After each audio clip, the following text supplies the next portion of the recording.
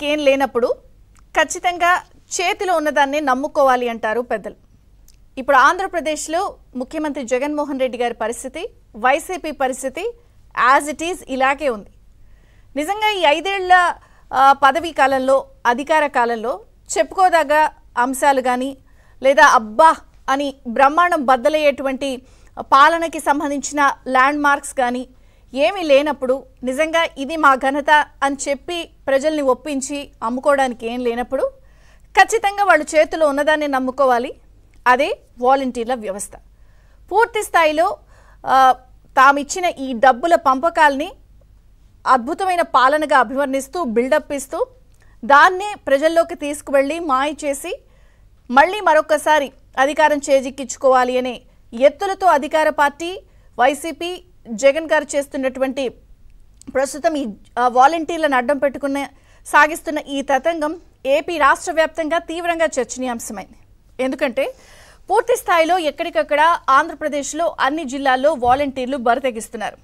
ఏ స్థాయిలో బరితెగిస్తున్నారంటే, ఒక పక్కన ఆల్రెడీ షెడ్యూల్ వచ్చేసింది, కోడ్ అమల్లో ఉంది, ఎన్నికల సమయం దగ్గర పడుతోంది, అభ్యర్థులందరూ కూడా ఎవరి పనుల్లో వాళ్ళు నిమగ్నమయ్యారు, ప్రచారం చేసుకుంటున్నారు, రకరకాల పద్ధతుల్లో ఉంటే, ఇంకొక పక్కన వాలంటీర్లు వాళ్ళ ఎన్నికల విధులకు దూరంగా ఉండాలి, ఏజెంట్లుగా కూడా వాళ్ళని పెట్టకూడదు అని ఈసీ స్పష్టమైన ఆదేశాలు ఇచ్చినప్పుడు అయినా కూడా కార్యకర్తలు క్యాడర్ కన్నా బరితెగించి వాలంటీర్లు ఏ స్థాయిలో అన్ని జిల్లాల్లో చెలరేగిపోతున్నారంటే, తమ పరిధిలో ఉన్నటువంటి 50 ఇళ్లలో వాళ్ళకి సంబంధించిన సమాచారం కానీ, లోటుపాట్లు కానీ, ఎవరెవరికి ఎంత స్కీములు వెళ్ళాయి, ఎవరు మనవాళ్ళు, ఎవరు ఓటేస్తారు, ఎవరు ఓటు వేయరు, ఎవరు న్యూట్రల్గా ఉన్నారు అన్నటువంటి పూర్తి సమాచారం వాళ్ళ దగ్గర ఉన్న నేపథ్యంలో వాళ్ళని ఉపయోగించుకుని ఇప్పుడు అభ్యర్థులు కూడా చెలరేగిపోతున్నారు.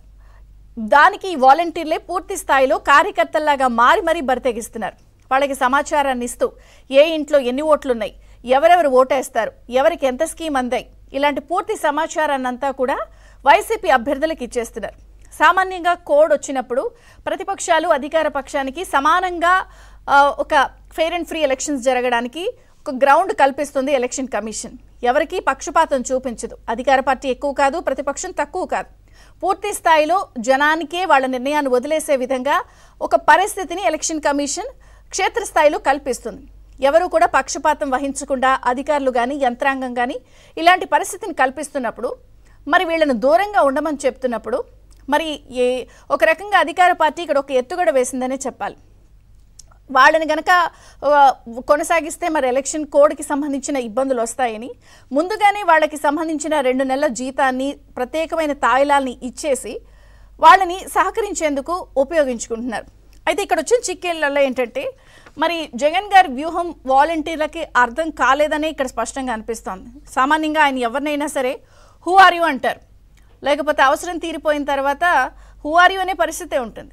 కానీ ఇక్కడ వాళ్ళకి ఇస్తున్న తాయిలాలు కానీ 2 నెలల జీతం భారీ స్థాయిలో అభ్యర్థుల ద్వారా ఇప్పించడం వల్ల ఇక్కడ వాలంటీర్లు కూడా మరి భ్రమపడుతున్నారా, వాళ్ళని హౌ ఆర్ యూ అంటారు మళ్ళీ అని అనుకుంటున్నారో ఏమో. వాళ్ళు ఏ స్థాయిలో బరితెగిస్తున్నారంటే కార్యకర్తలను మించి సమాచారాన్ని అభ్యర్థులకు ఇచ్చేస్తున్నారు. ఇది ఒక రకంగా కరెక్ట్ కాదు. దీనిపై అనేక రకమైన ఆరోపణలు లేకపోతే ఫిర్యాదులు ఎలక్షన్ కమిషన్కి అందుతున్నాయి. ఇలా కొమ్ము కాస్తున్నారు, ఇది కరెక్ట్ కాదు. ఈ నేపథ్యంలో ఎక్కడికక్కడ ఎలక్షన్ కమిషన్ కానీ జిల్లా యంత్రం కానీ అలర్ట్ అయింది. అనేక జిల్లాల్లో వాళ్ళని వేటు వేస్తున్నారు, తొలగిస్తున్నారు. అయితే దీంట్లో కూడా ఒక వ్యూహం ఉందనేది కూడా గట్టిగా వినిపిస్తోంది. అదేమిటంటే, వాళ్ళని కావాలనే ఇలా వాడి తొలగించి ఆ తర్వాత డైరెక్ట్గా ఎలక్షన్స్లో వాళ్ళని పోలింగ్ బూత్ల్లో ఏజెంట్లుగా వాడుకోవడం వల్ల మరింతగా వచ్చే ఓటర్లను ప్రభావితం చేసే అవకాశం ఉంటుందనేది కూడా దీని తెర వెనుక ఒక గేమ్గా ఉందనేది చాలామంది మాట్లాడుతున్నారు. అయితే ఏ జిల్లాల్లో ఏ స్థాయిలో అనేది కాకుండా ప్రతి జిల్లాలోనూ వాలంటీర్లు అభ్యర్థుల కొమ్ము కాస్తున్న విషయం స్పష్టంగా ఆధారాలతో సహా బయటపడుతోంది. ఇప్పుడు నేను కొన్ని మీకు విజువల్స్ చూపిస్తాను.